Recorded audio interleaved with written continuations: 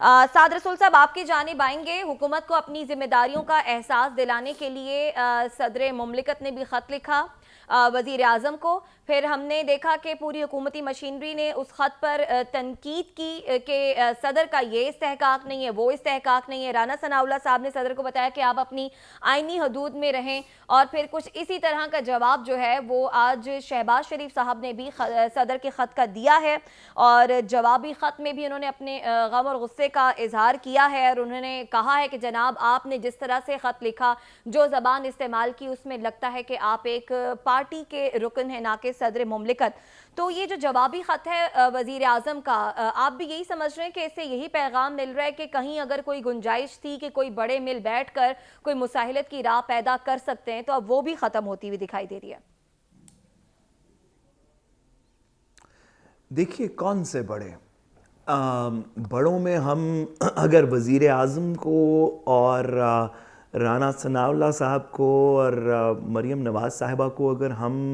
अपने कौम की सियासत के बड़ों में शामिल कर लेंगे तो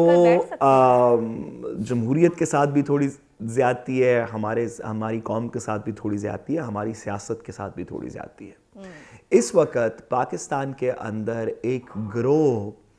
हुकूमत पे काबिज़ है जिसके साथ ना आइन उनके साथ है, ना अवाम उनके साथ है, ना जमहूरियत के तकाज़े उनके साथ हैं, ना सुप्रीम कोर्ट उनके साथ है। एक ऐसी हुकूमत इस वक्त पाकिस्तान के अंदर मौजूद है जो कि अपने आप को आइन और जमहूरियत के नाम पे अपने आप को पावर में लेके आई। खैर, जिस तरह भी आई अब उसको हम छोड़ देते हैं, लेकिन आने के बाद वो अपने आप को एक जमहूरी हुकूमत, एक आइनी रियासत की जमहूरी हुकूमत कहती है, जो कि आइन के भी ख़िलाफ़ काम कर रही है, आइन को इंटरप्रेट करने वाले इदारे सुप्रीम कोर्ट के ख़िलाफ़ भी काम कर रही है, और सबसे ज़्यादा जमहूरियत में जो 70-80% लोगों की इस वक्त मर्ज़ी है कि इलेक्शन हो जाएं, उसके भी ख़िलाफ़ काम कर रही है। तो आप बहुत सी चीज़ें इस हुकूमत को कह सकते हैं। आप इसको जमहूरियत और आइन की बालादस्ती और पासदारी करने वाली हुकूमत नहीं कह सकते। ये एक ऐसा गिरोह है, मैंने जिस तरह कल परसों भी इसी प्रोग्राम में गुजारिश आपसे की थी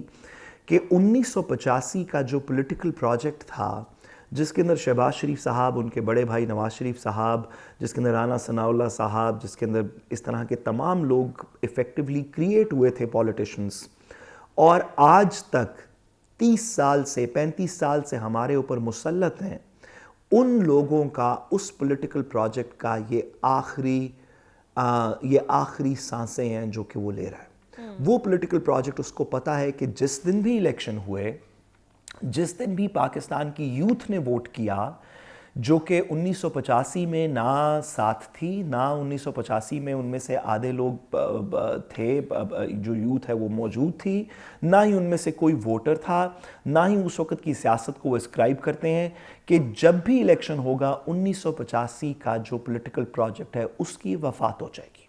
उसके ऊपर हम सब मुश्तरका तौर पे इन्ना लिल्लाहि व इन्ना इलैहि राजिऊन पढ़ लेंगे। ठीक है। इस वजह से ये वाली पॉलिटिकल हुकूमत जो इस वक्त पाकिस्तान पे मुसल्लत है, ये चाहती है कि उस 85 के प्रोजेक्ट को थोड़ा मज़ीद दाम दिया जाए, थोड़ा मज़ीद उसमें तूल आए, 2 महीने, 4 महीने, 6 महीने, 12 महीने, किसी तरीके वो जो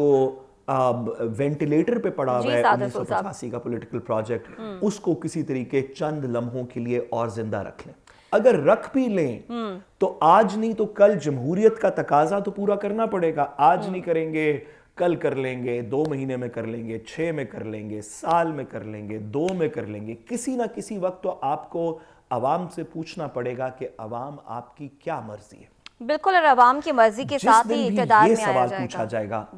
जिस दिन भी ये सवाल पूछा जाएगा, उस दिन 1985 के पॉलिटिकल प्रोजेक्ट जिसकी पैदावार हैं नवाज शरीफ साहब और दीगर ये तमाम पॉलिटिकल पार्टीज, मेरे ख्याल में इस मुल्क में उनकी स्पेस अब ख़त्म हो गई है। नई जनरेशन उस पॉलिटिकल प्रोजेक्ट के साथ नहीं चलेगी, जिस वजह से ये कोशिश कर रहे हैं कि जितनी तूल हो सके इसको अब दी जाए।